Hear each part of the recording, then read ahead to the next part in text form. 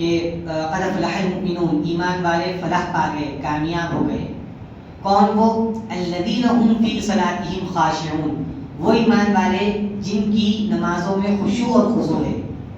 صرف نماز پڑھنے والے نہیں، نماز خشوع اور خضوع کے ساتھ پڑھنے والے، کیونکہ صرف نماز پڑھنے والے تو بہت ہیں.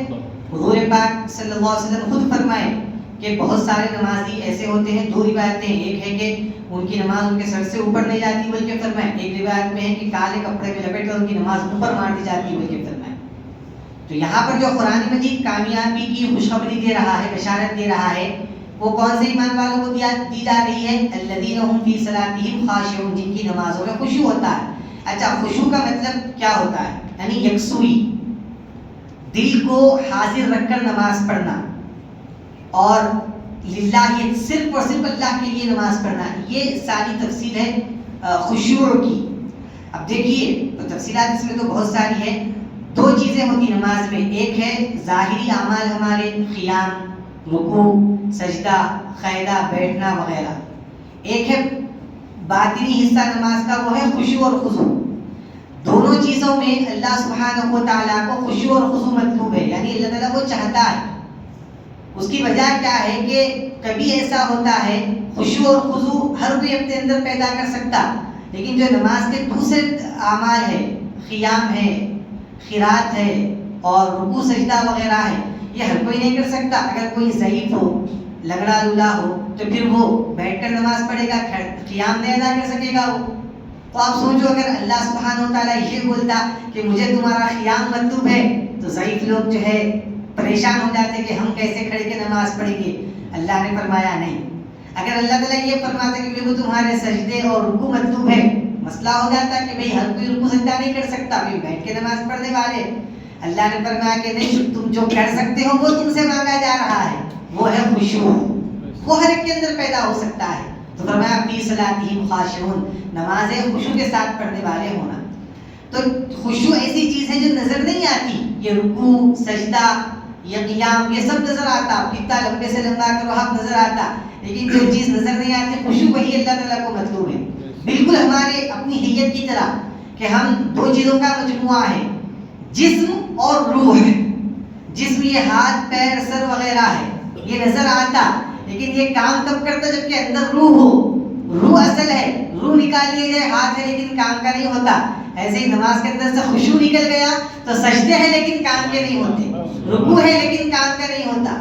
تو اللہ تعالیٰ نے بہت ہی جو ہے جامع انداز میں ایک جملے میں پورا سب کچھ، نماز کا مقصد کیا ہے اللہ نے بیان کر دیا. فی صلاتہم خاشعون، تمہاری خالی نمازیں نہیں ہونا میرے کو، نمازیں تمہاری خشوع اور خضوع کے ساتھ ہونا، للہ کے ساتھ نماز پڑھنے والے ہونا. اللہ، یہ پہلی کوالٹی ہے. دیکھیے آپ کتنی گہرائی ہے اس میں، خالی میں اوپر بولا، آپ اندازہ کریے کہ کیسی. اب کئی ساری مثالیں بھی ہیں. حضور صلی اللہ علیہ وسلم اس کی وضاحت میں کئی ساری حدیثیں بیان فرمائیں کہ لا صلاۃ الا بحضور القلب. حضور فرمائیں کہ اس نماز اسی شخص کی قابل قبول ہوتی ہے جو دل کو حاضر رکھ کر نماز پڑھے. اتنی اس کے متعلق کئی ساری روایتیں. اس کے بعد جو ہے آگے ہے والذین هم عن اللغو معرضون، کہ ایمان والوں کی دوسری صفت کیا ہے کہ وہ بیکار باتوں سے، بیہودہ باتوں سے جو ہے اعراض کرتے ہیں، اپنا منہ پھیر لیتے ہیں. ٹھیک. اچھا، اب یہاں پر تھوڑا سا لغو کا مطلب کیا ہوتا ہے؟ لغو یعنی بیکار بات، بیہودہ بات. اس کا مطلب کیا ہوتا؟ تو علماء لکھے ہیں کہ ہر وہ بات جو دنیاوی یا اخروی فائدے سے خالی ہو وہ بیکار بات ہے. ختم. نہ دنیاوی اعتبار سے پیدا ہو رہا اس بات کا، نہ اخروی اعتبار سے. اب دنیاوی اعتبار میں بھی تفصیل ہے. دنیاوی اعتبار سے فائدے کا مطلب ایسا فائدہ جو حلال طریقے سے ہو. کسی کو جو ہے چوری کی بات کی جائے، دنیا کے اعتبار سے پیدا ہو رہا نا مل صاحب لغو بات تو نہیں ہے، بولے تو ایسا نہیں ہے. دنیاوی اعتبار سے فائدے کا مطلب حلال طریقے سے ہونا. تو ہر وہ بات جو دنیاوی اعتبار سے یا اخروی اعتبار سے فائدے سے خالی ہو وہ بیکار بات ہے. تو ایمان والے کیا ہوتے ہیں؟ ان بیکار باتوں سے اعراض کرتے ہیں. حضور پاک صلی اللہ علیہ وسلم کی اس کے متعلق ایک حدیث آتی ہے کہ آپ فرماتے ہیں من حسن اسلام المرء ترکہ ما لا یعنی، آدمی کے مسلمان ہونے کی سب سے شاندار خوبصورتی یہ ہے کہ وہ بیکار باتوں کو چھوڑنے والا بنے. اسلام کی خوبصورتی ہے یہ. ایک مسلمان کا حسن اور اس کا جمال یہ ہے کہ بیکار باتوں کی طرف متوجہ نہ ہو. تو ہوا یہ ایک مرتبہ حضرت ابو ہریرہ رضی اللہ تعالیٰ عنہ رسول اللہ صلی اللہ علیہ وسلم کی ہر بات کو لکھتے تھے، اس لیے سب سے زیادہ حدیثیں حضرت ابو ہریرہ سے مروی ہے، تو وہ ہر رسول اللہ کی ہر بات کو لکھ لیتے تھے، حضور کی ہر بات کو لکھ لیتے تھے. تو ایک یہودی آپ کے پاس آیا، آ کے بولا کہ کیا مسئلہ ہے، آپ کے نبی کی ہر بات کو آپ لکھ لیتے ہیں، آپ یہ نہیں سمجھ سکتے کہ کبھی نبی آپ کے غصے میں ہوتے، کبھی جو ہے مزاحیہ انداز ہوتا سمجھانے کا، بہرحال کچھ بھی ہوتا، تو آپ ہر طرح کی بات کو لکھ لے رہی، الگ الگ کیفیتیں ہوتی، نہیں لکھنا چاہیے. تو وہ قلم جو ہے چھوڑ دیے. کچھ دن رسول اللہ صلی اللہ علیہ وسلم ان کو دیکھے کہ ابو ہریرہ کچھ بھی لکھ نہیں رہے ہیں، تو کچھ دن کے بعد حضور پوچھے ان کو کہ ابو ہریرہ آخر ہوا کیا ہے کہ تم میری باتوں کو نہیں لکھ رہے ہو، وجہ کیا ہے؟ تو ابو ہریرہ بولے کہ رسول اللہ میرے ذہن میں یہ خیال آیا اور کسی نے مجھ سے کہا کہ آپ ہمیشہ ایک کیفیت میں نہیں رہتے، الگ الگ باتیں آپ الگ الگ کیفیت میں بیان کرتے رہتے، کبھی ناراضگی کے ساتھ، کبھی فلاں کبھی فلاں. تو حضور پاک صلی اللہ علیہ وسلم جو ہے بڑی آواز سے ان کو فرمائے، بولے کہ جو کچھ میں بول رہا ہوں لکھ لو، اکتبہ، اس کو لکھ لو، واللہ ما خرج منہ الا حق، اللہ نے مجھ کو ایسے تیار کیا ہے میری زبان سے جو بھی نکلتا ہے وہ حق کے سوا کچھ نہیں ہوتا. یہ جو ہے لغو بات کی جہاں تک بات ہے تو وہ ہمارے متعلق ہے، رسول اللہ کی زبان پر تو خدا بولتا ہے ان هو الا وحی یوحی، کہ حضور وہی بولتے ہیں جو آپ کی طرف وحی کی جاتی ہے، وحی یعنی قرآن کی جو نازل ہوتا ہے. تو ایک دوسری صفت ہے کہ ایمان والے جو ہوتے ہیں وہ لغو باتوں سے، بیکار باتوں سے اعراض کرتے ہیں، اور لغو کا مطلب میں آپ کو بتایا. اس کے بعد ہم تھوڑا سا آگے بڑھے. والذین هم للزکاۃ فاعلون، اور ایمان والوں کی تیسری کوالٹی کیا ہے کہ وہ زکوٰۃ، صدقہ خیرات ادا کرنے والے ہوتے ہیں. زکوٰۃ سے مراد یہاں پر نفلی صدقہ وغیرہ سب کچھ شامل ہے. اور للزکاۃ فاعلون والذین هم لفروجهم حافظون، اور بہت اہم بات ہے کہ نوجوانوں کے لیے بالخصوص میں بتا رہا ہوں، ایمان والوں کی چوتھی صفت یہ ہے وہ اپنی شرمگاہوں کی حفاظت کرنے والے ہوتے ہیں. یہ انٹرنیٹ کی دنیا میں جو ہے بہت اہم مسئلہ ہے آج کے دور میں. آپ کو پتہ نہیں ہے، آپ بات اٹھائیے کتنے کیسز سامنے آتے. آج نوجوان شادی کر کے باپ نہیں بن سک رہے، وہ لوگ اپنی طاقت جو ہے انٹرنیٹ پر ختم کر لے رہے ہیں، یعنی غیر مناسب عادتوں میں اپنی طاقتیں ختم کر کے بیوی کے قابل نہیں بچ رہے ہیں. اللہ نے بہت تنبیہ فرمائی ہے کہ والذین هم لفروجهم حافظون، کہ جو ہے ایمان والے شرمگاہوں کی حفاظت کرنے والے ہوتے ہیں. الا ما ملکت ایمانهم فهم غیر ملومین، ہاں ان کی جو بیویاں ہیں ان کے پاس وہ جا کر اپنی ضرورت کو پورا کرتے ہیں. اس کے بعد فرمایا فمن ابتغى وراء ذلك فاولئک هم العادون، ایک طریقہ ہے تمہارے پاس، اپنی جو ہے خواہش کو پورا کرنا چاہتے ہو بیوی کے پاس جا کر پورا کر سکتے ہو.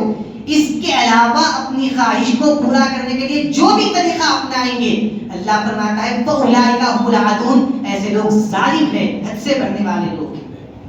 یہ طریقے کے علاوہ جو بھی اختیار کیا جائے گا، اب اس کو کیسے، اس کو الفاظ کیا دے کر بولیں گے آپ بتائیے.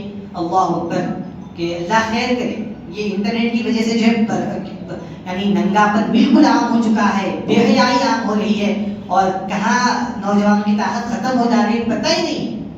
تو آپ لوگ اس سے آگاہ رہیے، چوکس نہ رہیے، ایسے چیزیں آئے تو پرہیز کریے.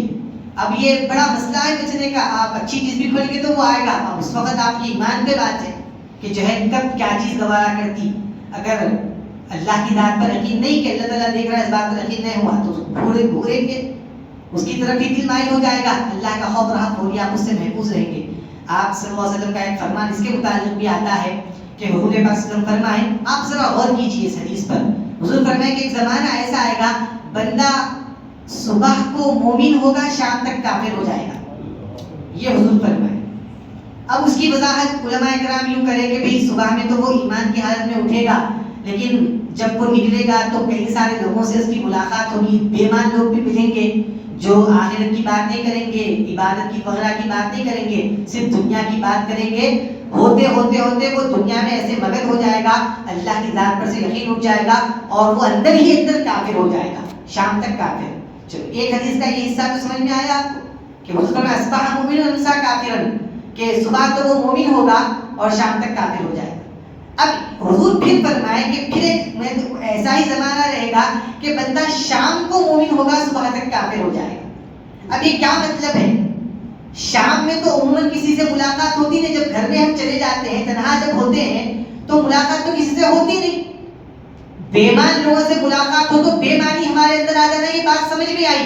لیکن یہ کیا بات ہے کہ شام کو بندہ جو ہے مومن، صبح تک کافر، تو وہ ہے ہمارے ہاتھ میں یہ آلات، یہ جو ہے انٹرنیٹ کی دنیا ہے کہ تنہائی میں بندہ یہ سمجھتا ہے کہ مجھ کو کوئی نہیں دیکھ رہا ہے، اور وہ اس وقت میں جب گناہ کرتا ہے اس کے پاس سے ایمان نکل جاتا ہے، صبح تک بے ایمان ہو جاتا ہے۔ تو یہ جو حضور مطلب اس وقت فرمائے تھے، آج تک بھی ہمارے لیے اس میں ہدایت ہے۔ تو یہ میں آپ کو بتا رہا تھا کہ ایمان والے وہ ہوتے ہیں جو اپنی شرمگاہوں کی حفاظت کرنے والے ہوتے ہیں، اور جہاں پر ضرورت پورا کرنا ہے بیویوں کے پاس وہیں پر جا کے اپنی ضرورت کو پورا کرتے ہیں۔